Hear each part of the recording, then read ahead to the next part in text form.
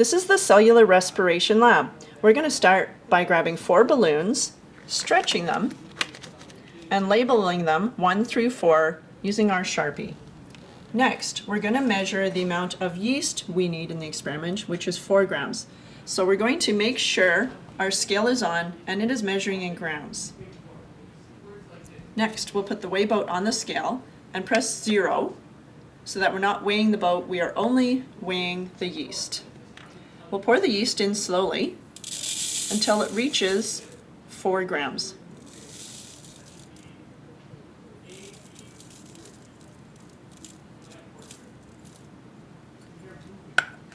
Then we'll pour the yeast into our beaker, along with 50 milliliters of really warm water. We want to dissolve that yeast so we can use it in our balloons. Give it a really good stir. And then set it aside for now. Next, we'll prepare our other balloons by putting in the ingredients that they require. Balloon number 2 needs 1 gram of sugar. So we're going to measure the sugar the same way we measured the yeast. Put the weigh boat on the scale, press 0, and slowly pour in the sugar until it reaches 1 gram. Then we'll pour it into balloon number 2 using our funnel.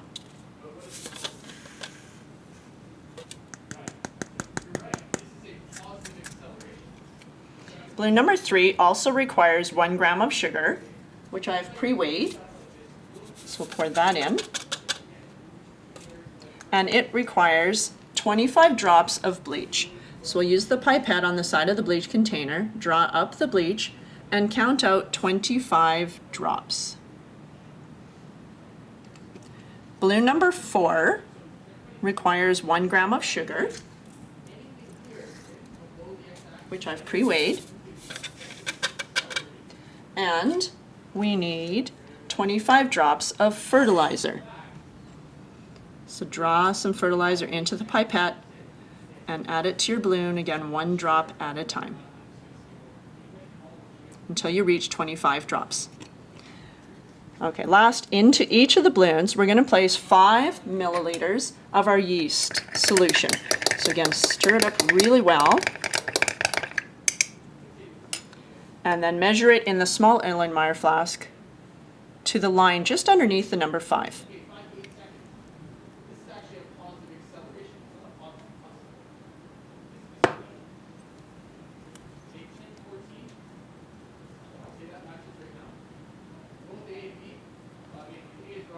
Once you've poured it in your balloon, try and make sure all the air is out of the balloon and tie the balloon. And we'll do the same for balloons 2, 3, and 4.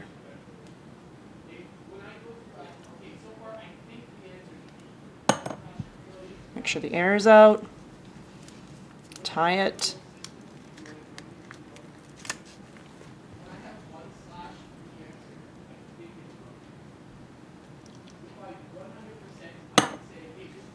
Air is out. Tie it. And last balloon.